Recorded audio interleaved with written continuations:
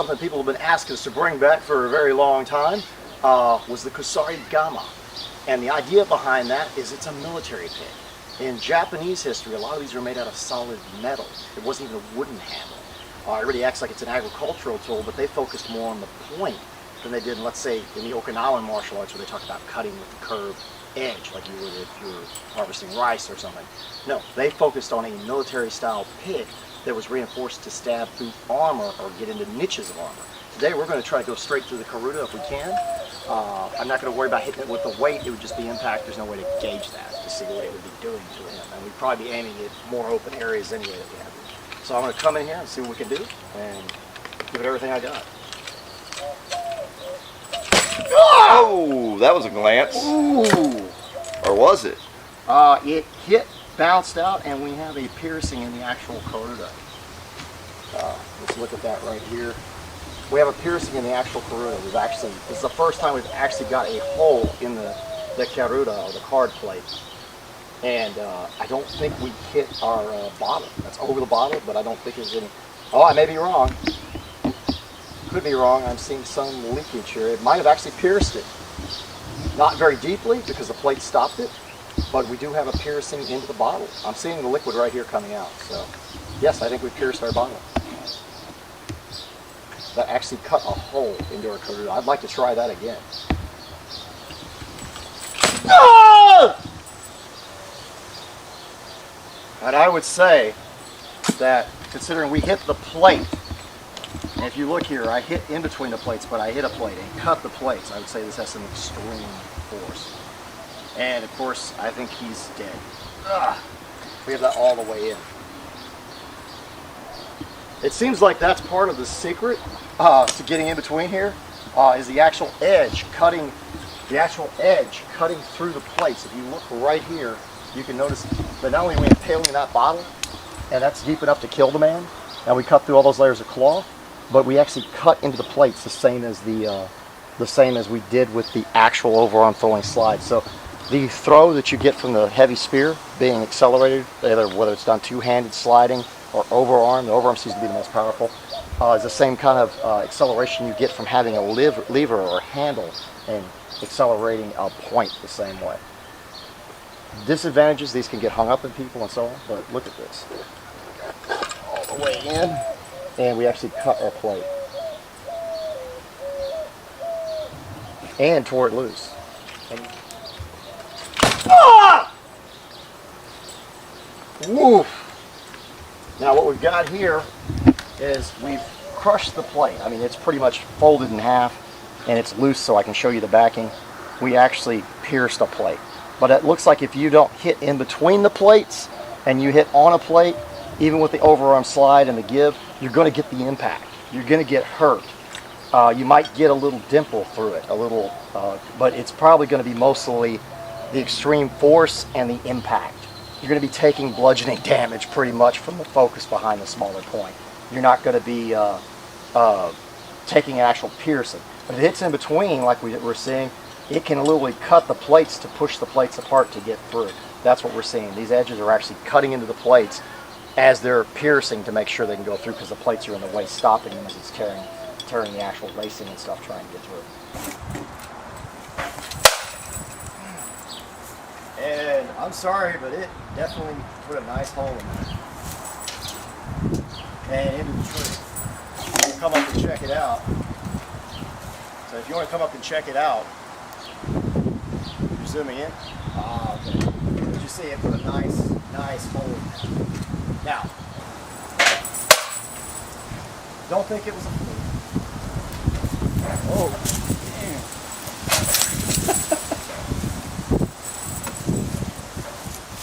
damn. That proves what the Kusarigama is capable of. Oh. Oh man, it put a nice little dimple in it, but it's ruined my point. I don't even think it was a point going against it. No. It literally bent, it destroyed the point. You know, but that was good steel. That was good steel.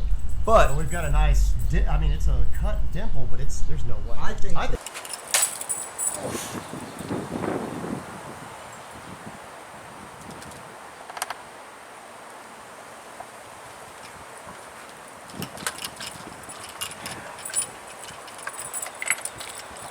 I don't think you're getting your stick, sharp pointy thing back, sweetie.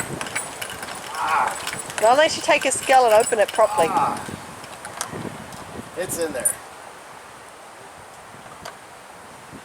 I'd say he's dead. Fine.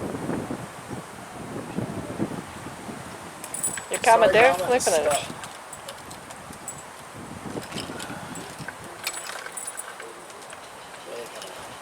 There we go now.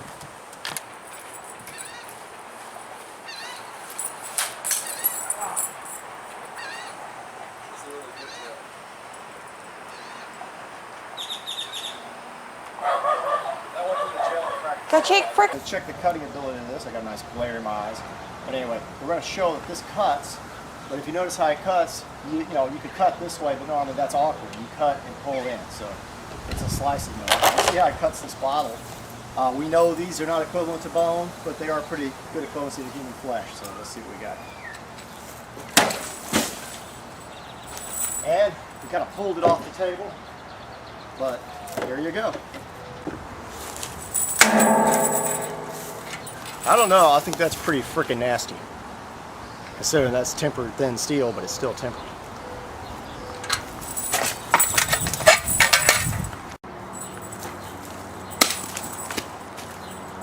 Hey, Brian here with the Kusarigama. It did great with that 16th century breastplate. We actually pierced it, which I didn't think was even probably possible due to the tempering and the way it's made. So we want to test this weight out and see what kind of actual damage we could get with it. So we'll get this going here. And we're going to go and do a traditional method.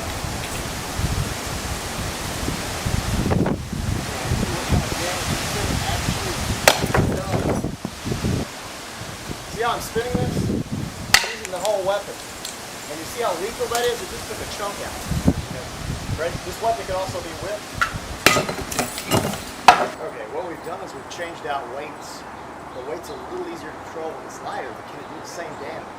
Because a lot of Kusarigama historically, if you look at them, you'll notice that they're actually smaller weights. They're not very big. So our idea is, can this actually do the damage of the other one with a lighter weight? So we're going to find out right now. See if this can actually do damage to this cinder block. Yeah, I saw that. That was a big chunk. Nice chunk out of it. Let's get this thing going again and see what we can do.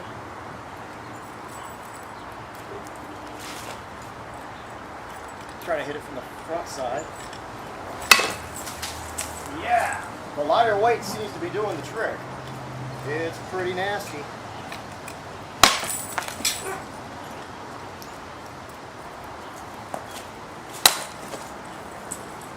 And as you see, the lighter weight tends to do a good job. We'll switch hands even to try to do it more historically here. Because supposedly they use their left hand.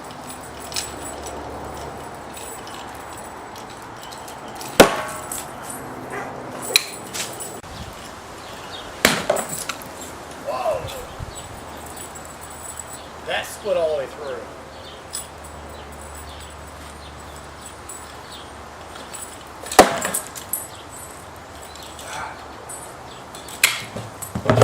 And one of the reasons the thing's swung this way is you tend to swing down slightly. And if you notice what happens, you want it to wrap under and up, going like around a leg or something. So when we come around, it's more likely to go on top, which actually gives you a better grip than if it's underneath. You go away from the chain. So I'll notice that the technique where you traditionally use it this way, not like what you see in the movies. A lot of stuff, the guy will be sitting here doing this on it. Not to say this is totally wrong, but traditionally it was in the left hand, supposedly, not the right, and it was done this way. See how my hand is? And I noticed from filming that I got a lot of little abrasions on my hand, so if you had to work your way through your hand this way, if your hand started getting damaged because of the chain, you know, up to about 2 fingers, you can still use it effectively within the middle of the fist. But I mean, you're supposed to start off this way. Your hand starts taking damage, you can work your way through, you know, to different fingers and still be able to use the chain efficiently and properly. And all the stuff you see where they're taking it and they're spinning it like this and then pushing it back the other way, or you'll see stuff where they come around and then bring it back around. This is just to get it spinning different directions. That's all it is. And it's just the same thing as if I have it up here and I'm spinning it and I want to go the other way, so I come back around this way. I mean, it's pretty just, it's self-explanatory. You're just doing it like this and then boom. That's all you're doing.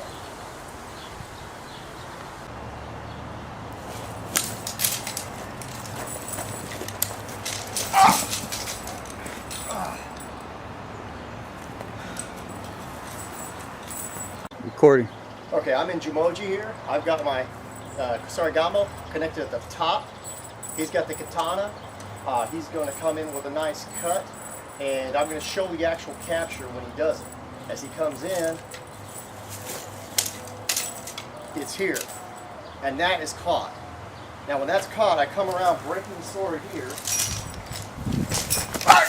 throwing him this way, and then killing him this way.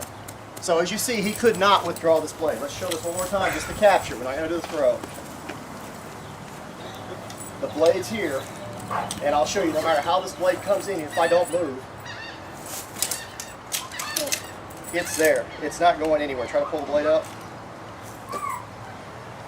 He's not going anywhere unless I want him to. But that's why I believe these are at the top.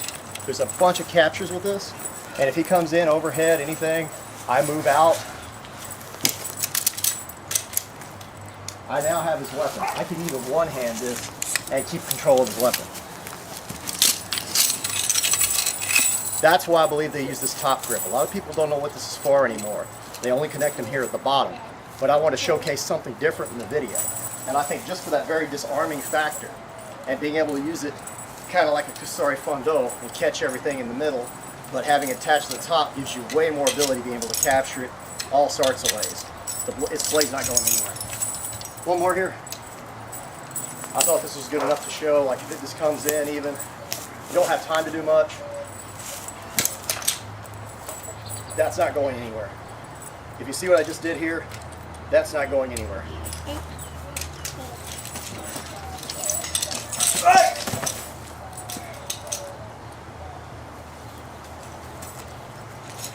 What we're going to show here is how they talk about weapon captures with the chain. And he's standing here in posture like he's got the blade pointed at me. And what my whole goal is here is to get to the side and wrap it around the blade. And boom, he's caught. I don't know if you can check this out, but this is actually on here good. If I pull it towards me, I'm pulling the blade towards me, he can just thrust out. But if I put the actual Kusarigama against it, I've got this blade trap as I come in to do whatever I want to do. Yeah, whatever I'm trying to do here. But the problem is, we don't consider this a super technique, and there's a reason why. I know that looks beautiful and all that, guys, but in our experimentation and play on the thing, we realize this. If he doesn't fight this, and he just lets his blade be the willow, you know, it doesn't work. That's why we prefer I prefer this top chain method, because if he's coming in to get me, I have now got his blade no matter what. There is it's not going to work. You see what I'm saying? Hey, old Tharnd here. I wanted to show you how this thing was constructed, and it was actually constructed. This is an oak handle. We've got a tempered steel blade, sharpened properly so it can actually pierce as well as cut, like you see in the historical ones we showed you images of. But for our weight, we weren't quite sure on what to test. The samurai, I suppose, he used heavier weights, which is sometimes even a shorter chain if it's connected on the top and used like a flail. And then the lighter chain, or lighter weight on the chain, which is a pretty nice chain, would be used for entrapping. Because a real heavy weight like this, we'll show you, we did a test with this, and it would actually move the sword out of the way instead of wrap around it. Other than that, it breaks cinder block well, would dent in armor easier, but it's a lot slower. This one's easier to control, as you can see in the video, and seems to do about the same amount of damage due to the acceleration. So the reason we made it this way was because we could interchange the weights. But just a warning to anybody out there, we don't condone you doing these tests on your own and stuff and hurting yourself. We're not responsible for that. We don't want you doing it. But if you make something like this, realize that this little kata key that holds this together when this hits, if the weight hits this way, it just knocks it through and we lose the weight. So if you saw some clips in the scenes where we cut, the cuts were merely because we lost the weight off the end of the chain during the shooting process, because the design's great for what we needed it for, to quickly swap it out, but terrible for actual construction of keeping it together, because if it hits something really solid like a piece of armor or something, it would just knock this penny clean out. Of course, the guy probably blade out at the same time, but oh well. Well, right on. And we want to give a shout out to Sean Laughlin. Sean Laughlin's a good friend of mine. He helped construct the Kusarigama. And you see the handle's oval, so and also it can be connected in the traditional style on the bottom, like we do in Togakuri-ryu, or you could actually put a thong on here to hold it in your hand better, or you can connect it in the blade. We set it up so we could do both. I wanted to do some of the trapping done with this chain and show the different design because it's not as commonly used. And it was a historical find. You find a lot of them made this way. Sometimes the blade's shorter for different purposes. Sometimes it's longer. For battle and combat, it would be one like this. They even had ones later century that ladies carried as a cordial side, something you carry to court. This one here was actually made for war to actually pierce armor. I don't think you're getting your stick, sharp pointy thing back, sweetie. Not unless you take a skull and open it properly.